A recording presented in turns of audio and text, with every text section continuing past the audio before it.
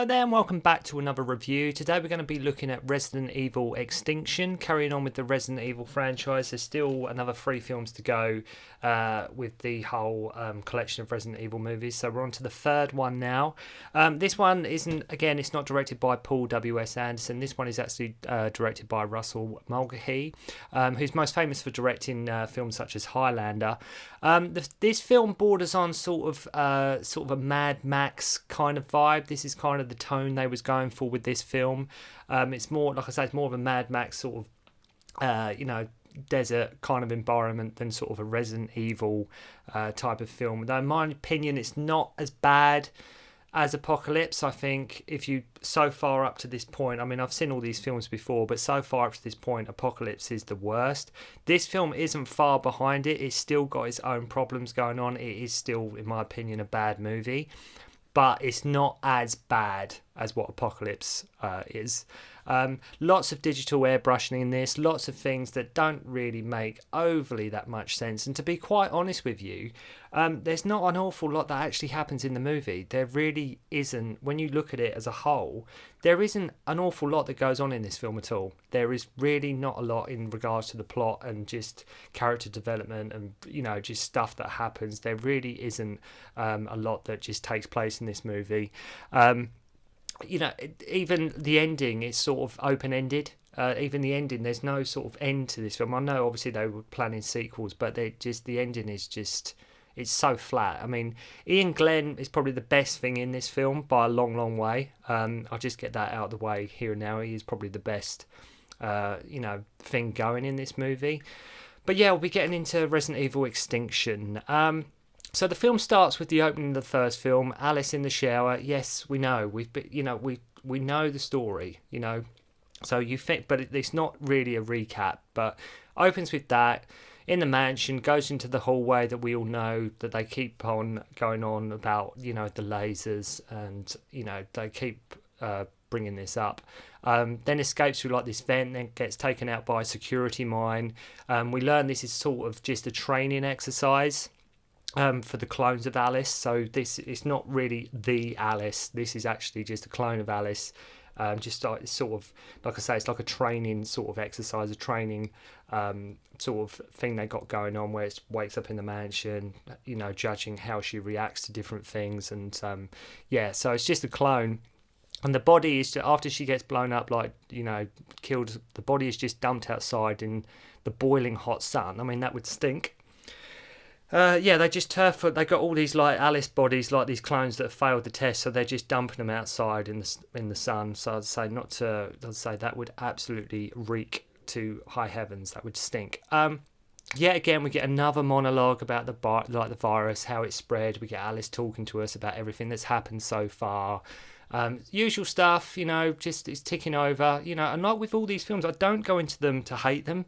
I always watch them with an open mind, and I hadn't seen this film for a good few years now, so watching it again recently, you just suddenly realise, like, God, some of these movies are really bad. So, I mean, up to like I said in my Apocalypse review, the first one is still probably a guilty pleasure type of film. It's not that bad. But just that sometimes, like with a lot of franchises, as the sequels get more and more, the films just gradually get worse and worse. So get the monologue about what's happened. Then we cut to the real Alice, who's sort of like a road warrior now. She's, like I say, just sort of Mad Max territory, just on her motorbike. Who has this, she has this radio transmission that she gets of some survivors. She gets there and they basically just want to rob her and rape her and knock her unconscious. Then they set these like zombie dogs on her, and of course Alice takes them out and leaves. I'm not really sure what this scene was all about, or even the point of it. You just get these people saying, "Come help us, come rescue us." Alice does. Turns out they just want to rob her and do God knows what to her. Set these dogs on her for their own amusement, and then she just basically takes them out, escapes, and that's it doesn't serve any purpose at all. It's just a little bit of an action scene. It's something that happens, doesn't advance the plot in any way. It's just no relevance whatsoever.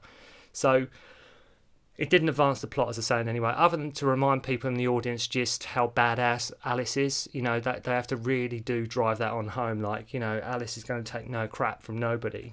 That's all that really serves, Not even sure what these people's plan was when they lured Alice in. But anyway, I will say the film benefits from being brighter. The colour tone of this film is a lot brighter, obviously where it is set in the desert. It does give the film a bit of a different colour palette to, like, say, Apocalypse, which I think had sort of a dreadful colour scheme going on.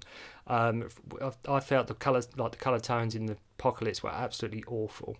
It was sort of this dark, murky, bluish. It just didn't work. It just didn't look good. I know, credit to the people. The producer, they were trying something different with this. It's like, well, we've done, a city, we've done a lab. Let's mix this one up and try for like a desert setting. And that is quite cool, I suppose, that they do try and differentiate each film from the other film, like any other film they do, like in the franchise. They do try and mix it up a tiny little bit.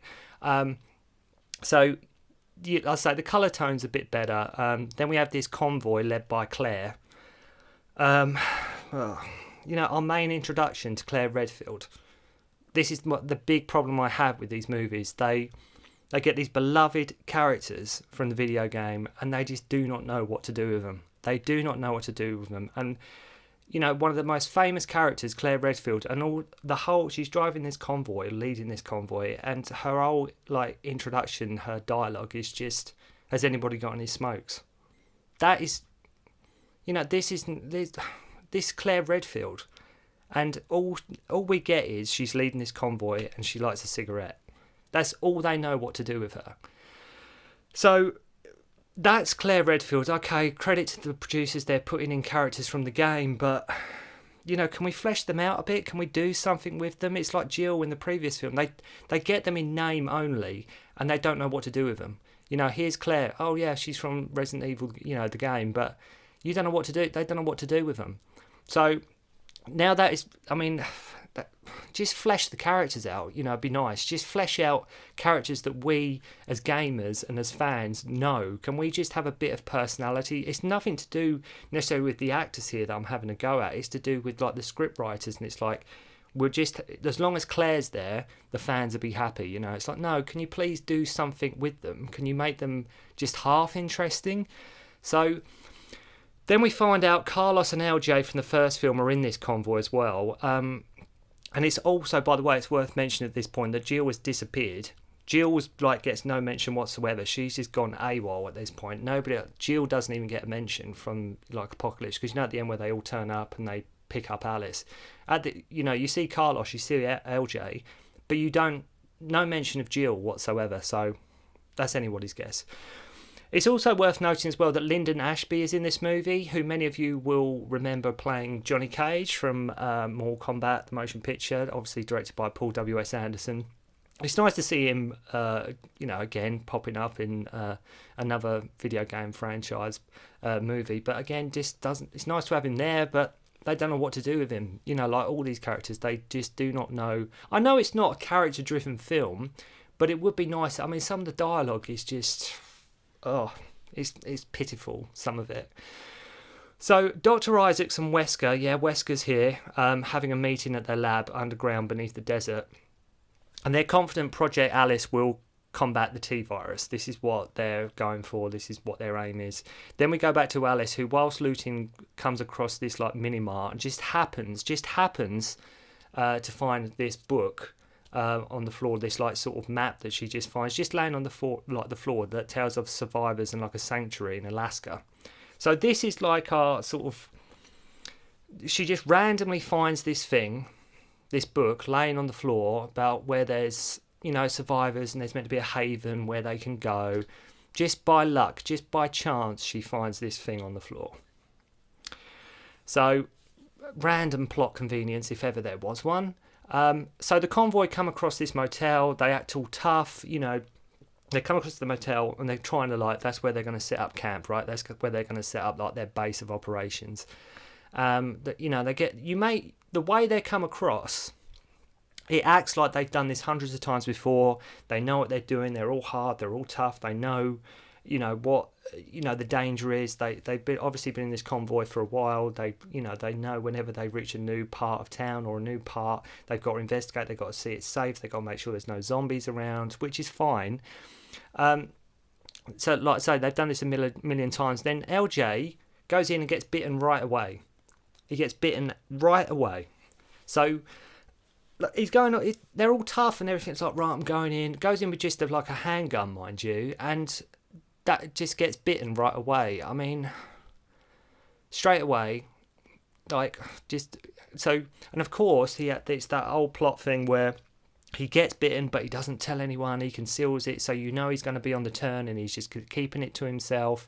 You know, how many times have we seen that in so many sort of horror, zombie, any kind of movies where somebody gets bitten, where it turns them into something else? They always, for some reason, they never think, oh, better tell my friends, you know, I've been looking after me, that I have been bitten, just to warn them. It's no, I'll keep it to myself. That, you know, it's that typical trait that we've seen so many times before. So they set up camp there. Then we find out that whilst Alice is sleeping, she has like force powers. Alice has got like the force and telekinesis going on with herself, and she lifts like these rocks on her motorbike while she's sleeping, with which Umbrella picks up on this, as they just so happen to be close by. Also, if they want to get her back, if they wanted to get her back, if they were after Alice and they were trying to bring her in, why at the end of the second movie did they just let her go? Why did Iain Glen at the end of the second movie just go, let her go? Like, so they had her, then they just purposely let her go, I suppose, to just see how she develops, what the, you know, Alice, how, if she's got any more potential, I don't know. So next morning, the convoy wake up, and it's just a rip-off, basically, of Hitchcock's The Birds, just with crows, loads of CGI crows. You know, so cue a big CGI crow attack sequence. You've even got a shanty in this. I love it when Ashanti and LJ, they go to make a break for it, and they're just firing single handguns in the air. I mean, they're going against like 10,000 crows. They're trying to get to this other vehicle, and they're just firing just like single handguns into the air. You're not going to probably do much damage with just single bullets firing. You know, you're a bit outnumbered here. So then Alice like uses her new force powers to burn all the crows, as she is like superhuman now. Because you remember, you know, in the games where all the characters could like move objects with just thinking about it. You know, that classic thing that we've seen so many times in Resident Evil games. Yeah. So she's like superhuman. Then a bit explained, like, in regards that she left them from last movie. She wanted to save them. That's why they split up, and Carlos and LJ are in the convoy, but Alice isn't. She basically wanted to protect them. And we find out that she broke into Umbrella facilities and got satellite locations so she could sort of stay off the grid, even though like now Umbrella has rerouted them so they can find her. Yeah, again, whenever Alice meets a character from the game, like here with Claire, there's no chemistry whatsoever.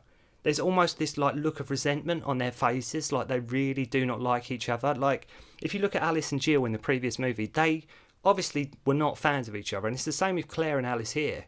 There's no bonding at all. There's no chemistry between Alice and whenever she meets a character from the game. You know, it's so annoying. It's like almost like they hate each other, as I say. So she tells them about Alaska, and Claire is like, she informs the convoy. She tells them about this haven, tells Claire, and Claire like, I better tell everyone. She goes, this is, and she, what's so patronising with Claire in this bit, she says this, she goes to everybody, this is too big of a decision for me to make for you. If I was one of them people, I'd be like, well, who put you in charge? I never agreed to you making decisions for me. You know, why is this Claire's convoy? Why is it quote unquote Claire's convoy? I don't understand why. You know, what makes Claire the leader? That's never expanded or like told like why she's in charge. Why is she making decisions for these people? You know, I don't get that. I mean, I'll be like, well, hang on. You know, I appreciate you've got the vehicles and everything, but can we all have a say? You know, where she says it's too big a decision for me to make for you. It's like, what? You're going to decide what I eat and what I, you know, when I go to the toilet. What is this, Claire? So I say, it's never explained like why she has this authority. Yet again, just not fleshed out at all. So they say they're going to go to Vegas to resupply, like to get to Alaska. And it's also worth mentioning at this point that it's funny how it's like an apocalypse. It's end of the world. There's zombies. Supplies down to a minimum. You know, you're really, all that matters at this point is like survival. Yeah, everyone has lovely clean hair, perfect teeth, makeup on. Nobody seems like, everybody's there's like I say, a lot of airbrushing in this movie, and when you see a lot of up close shots, everybody's like, they don't look like it's the end of the world and there's a zombie apocalypse going on. You know, they look like they've just been really looking after themselves above any, you know, forget food and supplies. Let's just make sure we do look good. That's the main thing. So Wesker doesn't want Isaacs to get Alice until Shore, but Isaacs uses like a voice sample of Wesker and disobeys this command. I love how when they get to Vegas, they're in no rush and like all get out of the truck for some reason. The idea was sort of to go in and out, get petrol, and they just start all walking around. They just start all sort of, well, you know, we're here, let's everybody get out of trucks and just mosey on into town, you know, not worried that there might be zombies and things around the corner. So zombies come out of this like shipping container, most of the people get killed. LJ turns and bites Carlos. Well, we knew that was coming at some point. Umbrella go to shut Alice down, but she like fries the satellite with her brain. So she does that. You know, just so true to the games. You know, they're keeping it real with how the games were. Isaacs gets bitten by a creature that was infected with like a new serum, which turns him into the Tyrant. Claire, Alice, and Carlos break into Umbrella with the few remaining like survivors to get a chopper. There's still a lot of kung fu martial arts in this type of film for some reason. You know, when like Alice isn't firing guns, she's sort of trying to, like I say, kung fu kick the zombie's ass, which does look a bit silly sometimes, but like I've said in my previous review, at least it explains how they're trying to conserve ammo and things like that. But, you know, when you think Resident Evil, you don't think, okay, there's melee moves in the game, but you don't think, right, let's have a full-on, like, you know, like the ending of Apocalypse. Why does it have to resort to sort of a kung fu showdown with a zombie? You know, they obviously saw how like popular something like The Matrix was with like Western audiences. Right, we've got to have some kung fu in it. We've got to have a bit of martial arts. It's like in the first film where she sort of roundhouse kicks a dog. It's like, so yeah. So she goes into the base. She finds her clone, confronts the Tyrant. Clone saves her, and then basically just leaves a message for Wesker saying, "Me and my clones are coming." That's the end of the movie. That's basically Resident Evil Extinction summed up. Carlos dies. LJ dies. Don't hear from Jill. Claire and Alice just do not get on whatsoever. Alice has force powers. You know, Isaacs turns into Tyrant, and then Alice finds all her clones and says, right, we're going to come and get you. That's the whole film in a nutshell. And despite all that, I still don't think it's as bad as Apocalypse. Don't get me wrong, it is still bad, and I'm sorry if this comes across as like a bit of a rant, but it's just, you know, when you care about a franchise or you have a lot of love for a franchise and you watch something like this, and it's like sometimes I appreciate they're trying to do something different. I appreciate they're thinking, right, let's mix it up a bit. Let's not give, you know, the audience exactly what is in the game, but when sometimes you stray too far and it's nothing like, you know, the source material at all, you stand to sort of alienate your audience, you know, because I'm not really sure who these films are made for. I don't think, if you look at them, it's almost like they're not even made for Resident Evil fans at all. They're just made for people, just ordinary cinema goers that, like, you know, young kids that just like some zombies and just think it's all badass. But if you enjoy this movie, you know, good luck to you, fair play. But as I say, to me, so far, Apocalypse is worst. This is close behind. And so far, if you're just looking at the first three movies, the first one is best. So next on the list, we got Afterlife. So yeah, look forward to that. Thanks for watching. I hope you enjoyed the review, and I'll see you soon.